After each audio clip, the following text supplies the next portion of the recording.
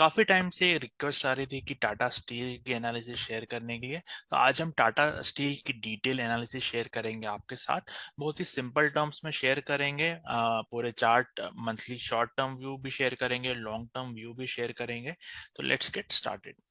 तो अगर basic terms में हम यहाँ पे एनालाइज करें, तो पहले हम यहाँ पे ये जो टॉप है इसको एक बार मार्क कर लेते हैं। इसने रिसेंटली एक बॉटम लगाया है, वो भी मार्क कर लेते हैं। अब आप अगर टॉप से बॉटम तक देखेंगे, यहाँ पे अराउंड 11 बार्स में प्राइस नीचे आई है। और अगर आप रिटर्न में देखेंगे तो जो टाइम है वो ज्यादा ले रहा है। तो आपने अक्सर देखा होगा जब भी टाइम ज्यादा लगता है तो हमें वो करेक्टिव मूव होती है। तो एज ऑफ नाउ मुझे ये करेक्टिव अपराइज ही दिख रहा है। और ये इस मूव को मतलब स्ट्रेंथफुल मूव नहीं है ये। इसमें अभी भी स्ट्रेंथ इतनी मुझे नहीं लग रही। ऑल दो जो की लेवल्स है, जैसे इस पॉइंट के ऊपर ये प्राइस ने क्लोज कर दिया, तो ये यहाँ से रेगुलर कैंडल ऐसे बड़ी बड़ी कैंडल्स बना सकता है। अगर आप बीएससी का चार्ट देखेंगे वहां पे भी आप देखेंगे कि उस स्टॉक ने यहाँ कोई कंसोलिडेशन नहीं हुई, ब्रेकआउट आ गया। और उस चार्ट में भी ऐसा हुआ है कि एक दो मंथ्स की लगातार बड़ी बड़ी कैंडल्स बन गई है। बट अगर आप इस स्टॉक का बिहेवियर देखेंगे पहले, जैसे हमें यहाँ पे भी ये एक बार इसने ब्रेकआउट दिया था। थोड़ी देर तक ये चलता रहा वैसे, बट उसके बाद इसमें एक पुल बैक आया। अगर ये पुल बैक का हम वेट कर रहे हैं इस स्टॉक में, क्योंकि एज ऑफ नाउ तो हम ट्रेंड में अगर बॉटम से देखेंगे तो काफी दूर आ चुके हैं। आप देखेंगे ये जो ये ब्रेकआउट आया है विदाउट एनी कंसोलिडेशन आया है। ऑल्सो कुछ चार्ट्स में विदाउट जो ब्रेकआउट आते हैं उसमें विदाउट कंसोलिडेशन भी आप देखेंगे काफी दूर तक चले जाते हैं। बट वो तो आफ्टर पिक्चर है। हम फर्स्ट ऑफ ऑल देखेंगे कि कोई ब्रेकआउट कंसोलिडेशन से आया है नहीं आया। तो हम वो सारे साइंस देखेंगे। और जो बाद में होता है उसका तो किसी को पता नहीं। हमें तो अभी चार्ट में दिख रहा है कि जो ब्रेकआउट है विदाउट कंसोलिडेशन आया है। और यहाँ पे देखा है हमने अक्सर, अगर ये ब्रेकआउट विदाउट कंसोलिडेशन देता है तो फिर ये एक रिट्रेस भी करता है। और यहाँ पे हमें ऑब्जर्व करना पड़ेगा कि अगर इसमें कोई रिट्रेसमेंट आती है तो वो करेक्टिव करेक्टिव होनी चाहिए। करेक्टिव क्या होता है? आप यहां से देखेंगे प्राइस ने तो एक डीप पुल बैक दिया है, बट ये करेक्टिव पुल बैक है। अब करेक्टिव पुल बैक आप कैसे आइडेंटिफाई करेंगे? आप यहाँ पे लेफ्ट में आ जाइए। आप देखेंगे यहाँ से टॉप से एक शार्प फॉल आया है। और ये जो फॉल है, ये ऑल्दो एक डीप फॉल है, बट ये काफी स्लो फॉल है। तो ये पार्ट जो है वो है करेक्टिव फॉल, और ये पार्ट जो है वो है शार्प फॉल। अगर इस स्टॉक में शार्प फॉल आता है तो अभी के लिए हम इसको इग्नोर करेंगे। और हम अगर बाई कब करेंगे? अगर इसमें कुछ इस टाइप का रीटेस्ट होता है और वो स्लो एंड स्टेडी होता है।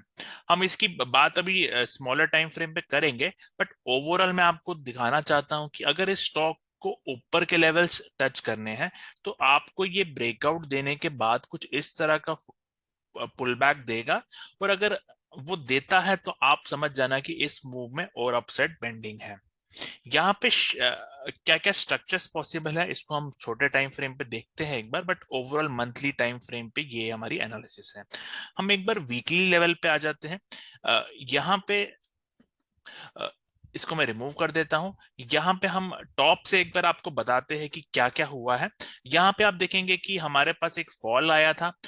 इस फॉल के लिए हमारे पास एक करेक्शन हुई है जो करेक्टिव स्ट्रक्चर हम बोलते हैं। उसके बाद फिर से ये एक फॉल आया है। यहाँ पे आप देख सकते हैं थ्री वेव करेक्टिव स्ट्रक्चर है। अब मैंने अक्सर बोला है कभी भी आपको थ्री वेव करेक्टिव स्ट्रक्चर मिलता है तो उसके बाद क्या होता है। अब नॉर्मली लोग कहते हैं कि इसके बाद हमें एक इम्पल्सिव मूव मिलती है या एक करेक्टिव मूव मिलती है। और अगर आप यहाँ पे एक ट्रेंड लाइन ड्रॉ करेंगे तो आप देखेंगे ये जो मूव भी आई है ये कोई इम्पल्सिव मूव तो नहीं है, बट इस मूव ने भी टॉप क्लियर किया है। और हम जानते हैं अक्सर कि जो करेक्टिव वेव्स होती है उसमें भी टॉप जो होते हैं वो ब्रेक हो सकते हैं। हमारे पास काफी करेक्टिव पैटर्न्स है जिसमें जो अपसाइड पे भी ये स्टॉक जाता है। बट यहाँ पे हम देख रहे हैं ये जो इम्पल्सिव बिहेवियर नहीं लग रहा और ये करेक्टिव बिहेवियर है एज ऑफ नाउ। अब इसमें और भी पैटर्न्स हो सकते हैं। जैसे अगर हम यहाँ पे एक बार मैं रीसेंट ट्रेंड लाइन यहाँ पे ड्रॉ कर लेता हूँ जो थोड़ी क्लियर कर देगी चीजें। यहाँ पे अगर आप इस ट्रेंड लाइन को ड्रॉ करेंगे जो रिसेंटली स्टॉक ने ब्रेक की थी, यहाँ पे आप देखेंगे कि यहाँ पे एक हमें शार्प मूव मिला था। ये आपको अगर डेली टाइम फ्रेम पे मैं आपको दिखाऊंगा, ये शार्प मूव इसमें आया था, बट इसके बाद फिर से क्या हुआ, फिर से ये टॉप क्लियर कर दिया। तो इसका मतलब ये हम और अपसाइड के इसमें अभी शॉर्ट टर्म में इसमें और अपसाइड के चांसेस है। क्योंकि हमें क्या चाहिए, हमें ये जो लेवल है, जैसे यहाँ पे अगर ये इस एरिया को बॉटम में ब्रेक कर देता तो एक शार्प फॉल आ जाता है स्टॉक में।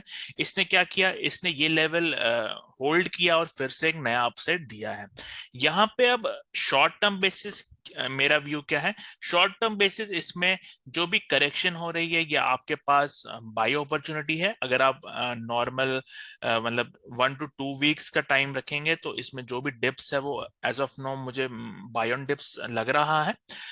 और इस अप मूव के बाद हमें डिसाइड करना है, ये तो शॉर्ट टर्म व्यू है, बट हम जो अगर आप मेजर आप कह रहे हो 2-3 साल का व्यू बताने के लिए, तो मैं बोलूंगा कि आप इस जो मैंने ऑलरेडी डिस्कस किया है मंथली टाइम फ्रेम पे, जैसे आप इस टाइप का कुछ यहाँ कंसोलिडेशन या थोड़ा स्टॉक दो मतलब 6-7 महीने तक एक रेंज में ही रहे, ऐसा कुछ वेट करे। अगर करता है तो ये one of the best stocks हो सकता है, मतलब क्योंकि अगर इस टाइप का ये पैटर्न यहाँ बना दे तो यहाँ पे एक इस टाइप का एक मूव आने वाला है मतलब फ्यूचर में। और ये तब होगा जब यहाँ कुछ कंसोलिडेशन आएगी। और वो कंसोलिडेशन जरूरी नहीं है कि मंथली टाइम फ्रेम पे ही आपको दिखे, आपको वो वीकली टाइम फ्रेम पे भी दिख सकती है, आपको वो डेली टाइम फ्रेम पे भी दिख सकती है। एक बार मैं इसको रिमूव कर देता हूँ। जैसे ये वीकली टाइम फ्रेम है, आप वीकली टाइम फ्रेम का चार्ट देखिए। यहाँ पे भी आप जैसे यहाँ पे एक शार्प मूव हमें मिली थी, तो उसके बाद आप देखेंगे यहाँ पे आपको कुछ टाइम तक ये कंसोलिडेशन मिलता है। तो जब भी आपको आपको लास्ट में क्या देखना है, लास्ट मूव को पकड़ना है। जैसे हम बॉटम में आ जाते हैं, यहाँ पे हम इसको रेफरेंस पॉइंट मान लेते हैं और इसको रेफरेंस पॉइंट मान लेते हैं। अब यहाँ पे क्या होगा, एक रेफरेंस पॉइंट के बीच में अगर प्राइस एक रेंज में थोड़े दिन तक रहती है तो ये हमारे लिए एक पॉजिटिव स्ट्रक्चर बन जाती है। हम इसी स्ट्रक्चर के बाद यहाँ अपसाइड प्लान करते हैं और इसी टाइम पे हमें लगता है कि हाँ हमें ये पॉसिबिलिटी ऐसी दिखती है। बट ये हो गया कुछ दिनों का व्यू, 2-3 हफ्तों का व्यू।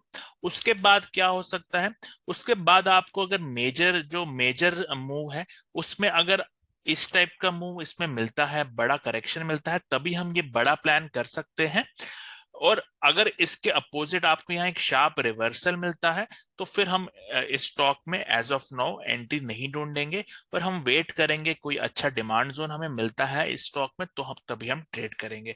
अगर हम डिमांड और सप्लाई प्लेन की बात करें तो क्योंकि स्टॉक एक ऑल टाइम हाई पे चल रहा है तो कोई supply zone as of now नहीं है। डिमांड जोन की बात करें तो मंथली बेसिस पे पहला डिमांड जोन हमारे पास है जो ये रहा। इसका अगर लेवल मैं आपके साथ शेयर करूं, ये है 141 to 126। तो यहाँ पे ये अच्छा डिमांड जोन है क्योंकि अभी बैक टू बैक 2 कैंडल्स, ये वाली कैंडल ऑन गोइंग है।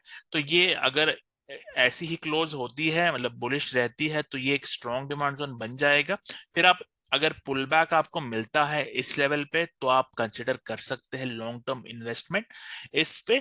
ये कब होगा, अगर समझ लीजिए करंट कैंडल स्ट्रॉन्ग क्लोज होती है, मंथली कैंडल है, और उसके बाद कुछ महीने के बाद आपको यहाँ पे एंट्री मिलती है, तब ये एक स्ट्रॉन्ग एंट्री रहेगी। अगर समझ लीजिए करंट कैंडल क्लोज होती है और ये डायरेक्टली आ जाता है तो भी इसमें रिएक्शन मिल सकता है, बट तब ये जोन इतना स्ट्रॉन्ग नहीं रहेगा। क्योंकि यहाँ पे अगर 2 बुलिश कैंडल्स है तब ये स्ट्रॉन्ग जोन बन जाएगा, और अगर सिर्फ एक बुलिश कैंडल रह जाएगी तो भी ये जोन तो मंथली है क्योंकि तो स्ट्रॉन्ग है, बट इतना स्ट्रॉन्ग नहीं रहेगा जितना हम चाहते हैं। अगर ये जोन समझ लीजिए कुछ टाइम के बाद ब्रेक हो जाता है तो नेक्स्ट डिमांड जोन कहां पर है वो हम ट्राई करते हैं आइडेंटिफाई करने की। तो ये बॉटम में ये एक लेवल है जो है हमारे पास 108 to 101। बट समझ लीजिए अगर एक मंथली डिमांड जोन ये ब्रेक कर देता है तो फिर प्राइस साइडवेज हो जाती है, विच मींस यहाँ पे तो ट्रेंड अप है बट अगर एक मंथली डिमांड जोन ये ब्रेक कर देता है तो ट्रेंड साइडवेज हो जाएगा, विच मींस ये वाले डिमांड जोन टच होने के बाद भी हमें साइडवेज मूवमेंट मिल सकती है, अनलेस एंड अनटिल ये डिमांड जोन जब ब्रेक होगा तो एक सप्लाई जोन बनेगा। वो सप्लाई जोन अगर स्टॉक ब्रेक कर देता है फिर से ही तभी ट्रेंड चेंज होगा। इसका ये मतलब है, जैसे समझ लीजिए मैं यहाँ हमको आपको दिखाता हूँ। यहाँ पे आप देखिए ये जोन जो था ये एक सप्लाई जोन था, यहाँ से शार्प फॉल आया था। जब ये जोन इस प्राइस ने निकाल लिया इस कैंडल से, तो यहाँ पे क्या हुआ, एक सप्लाई निकाली है प्राइस ने, तो ये एक स्ट्रॉन्ग ट्रेंड में आ गया और आप देख सकते हैं इस जोन के बाद इसने एक शार्प मूवमेंट दिखाई है।